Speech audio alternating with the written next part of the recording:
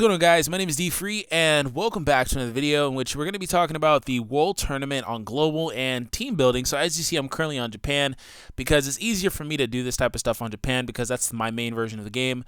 My global account was my main version up until around the time Gotenks came out on JP, and I kind of switched over because I didn't get Gogeta when I wanted him and stuff like that. But anyways, for today's video, I'm going to showcase some team options for the World Tournament when it goes live later on after maintenance, which should be going on at the moment or will be going on later. Depends on your time zone, of course. And that being said, I'm going to showcase some team options, but I tried to make it to where I'm only using units that are available to you on the global version of the game. Of course, you can't get this version of the AGL Frieza yet, but it's still AGL Frieza. It doesn't really make a difference.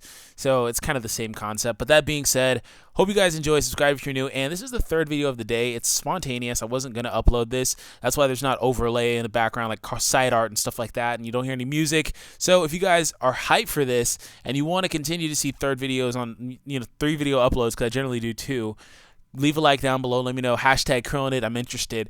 That being said, okay, so generally with the World Tournament, I'm going to slow down a little bit so I can make sure that you guys understand.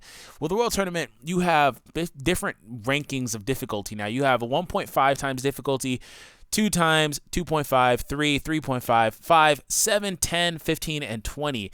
Now, those are all enthusiasm ranks, I said enthusiasm ranks for difficulty, and pretty much your goal in the tournament is to do a couple of things, right? The tournament is no longer predicated on getting 80 wins or whatever, 100 wins like it used to be. Nowadays, the tournament is predicated on consecutive wins and total number of points. So I'm not going to talk too much about that, but what I will do is I'll link down below in the description a very well constructed Reddit post from the Dokkan Reddit. It's weird. I say Dokkan a lot, but when I say stuff like Dokkan, it's because it flows a little better with the Reddit word. But that being said, I'm going to leave that down below so you guys can check that out. Brief overview of that before we talk about the team construction is that your goal is to do 20 wins in a row. Doesn't matter what difficulty you do it on. You're guaranteed a gold ticket for that. There are several silver tickets that get handed out. I believe you get like 2 or 3 GSSR summons each tournament now at this point. And that's really, really cool. And the next one you get, I believe, is for like 15,000 points or something like that. So basically, the game wants you to get points. And you get to a point where you do these consecutive rounds so much, it starts giving you more points each time on these difficulties. And, 20 times it's really, really difficult. These units have a lot of HP. You can't one-shot them with normal attacks. And this kind of segues into the team options at this point. Regular AoEs, like just running Broly, Xenotrunks, Majin Vegeta, all those guys, they cap out at like 5 times or 7 times difficulty. They stop being able to one-shot these guys. I guess unless they're Super Attack 10, they can probably do 10 times difficulty. But anything higher than that, you're going to be nuking, which is why I'm showing you a nuke option. Now, keep in mind that these teams are totally up to you and your discretion at this point, right? You're going to want to, basically, you're going to bring 2 nukers. Well, the nuker and the nuke leader, right? The guy you're going to attack with the AoE. He's not technically a nuker, but the nuke leader, the AoE, the 2 blockers. I recommend 2 blockers and 2 orb changers. Now, you can interchange this a little bit. You can drop a blocker for like a stunner like Jocko or like Chaozu, things like that. But you do want to have at least 1 blocker. Now, this is my tech option. Now, the problem with the tech option is I would probably drop Frieza or Janemba for Super Saiyan 3 Vegeta, but he, as you guys know, he's one of the only units that I really just don't have. Him and the Intelligence Orb Changing Goku I do not have on JP, but I have them both on Global. It's funny. So we'll talk about that Goku in a minute on a different option. But I would do that, and then you have a really solid team because with this, you have Bardock, who links really, really well with the Vegeta and also Conceal, which can come in clutch, because on 20 times difficulty, there's no telling what's going to happen.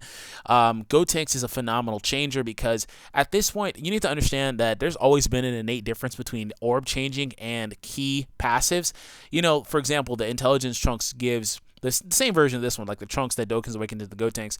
He gives 3 key, which would be cool too, but it's not about getting super attacks at this point. It's about getting as many orbs as you can for the super attacks. Now, a unit like Gotenks making orbs rainbow, which is the same thing I always talk about with Android 13, that allows you to build these orb combinations. So these 2 together at the bottom, and don't forget that your leader is an orb changer. You have 3 orb changers on this team.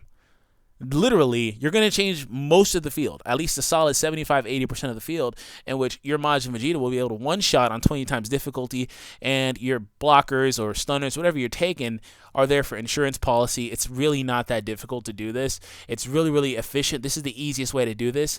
And next option, this is my STR option.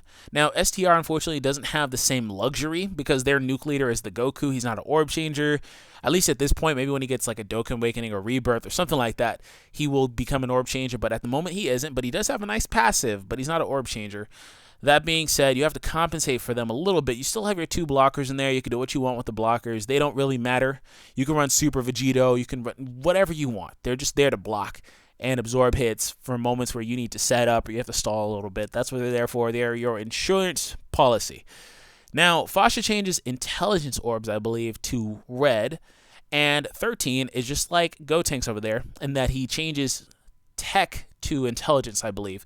So those 2 units together, you don't have that third one to change orbs, but at the same time, Broly should get consistent supers. It's the exact same concept for those 2 teams and this final one here. Basically, similar concept. You have 3 changers. I think, no. I don't know what 17 changes from. I have to look at what he changes from. I totally forgot that Vegeta was an orb changer for a second when I built this team. That being said, a lot of this stuff is just interchangeable because you really only need the 2 staples at the top, and you can choose whatever orb changers you want. I recommend bringing a rainbow orb changer, like a color to a rainbow, like Gotenks is, like 13 is. There's only a few of them. There's a really big difference between rainbow to a color like Vegeta has, or like another color to another color. There's a really big difference between those 2 and rainbow being your desired outcome. You want a unit that makes them rainbow because it's so valuable, just based on orb placement and stuff like that. So same concept here again. Xenotrunks is going to be nuking. Now, some of these units have a little bit of an easier time. I feel like the tech option is the best one because you do have Majin Vegeta linking there for like Saiyan Pride and Super Saiyan, and they have a lot of stuff going on there. Majin Vegeta still hits really hard. He does have good links as well with the over and a flash, in which you can tweak the team a little bit. Like I said, the Super Saiyan 3 Vegeta would be a really good option here because he links really, really well with Majin Vegeta. So if you have him drop Janemba or Frieza, whatever you want to do, I'd probably drop Frieza because the restriction, because you're not going to have much HP to play with, and Janemba is a universal blocker at that point. You know, he blocks everybody, doesn't matter what they're doing or anything, no restrictions, anything. He won't tank as well, but he will tank just enough. So I think this is the best option. I will say that I'm trying to avoid stuff that's not available on global. On Japan, you could probably drop, and I would drop Broly for like the STR Raleigh because she has a farmable super attack. She's probably the best AoE unit in the game, period. Anyway, I mean, Cell is an option too, but it's kind of tricky getting 11 key with him and nuking at the same time, so I wouldn't even bother. So keep this in mind for Japan too. I'd do that, something like that. The teams don't really change, and Trunks is basically your only real option here. Once again, I don't know when Chowman is coming, but he was good for one tournament. Literally that Trunks one that Global is skipping, funnily enough. He was good for that, but he's not good for this really because you have to nuke, and he's basically a suicide unit, so it doesn't really matter. But that's pretty much it for the team building. Let me know if you have any thoughts down below. Once again, it's completely up to interpretation. You only really need, there's only like 2 or 3 or 4 staples on the team. So let me know your thoughts down below, and I'll get back to you guys as soon as I can. Leave a like if you enjoyed, and I'll catch you later.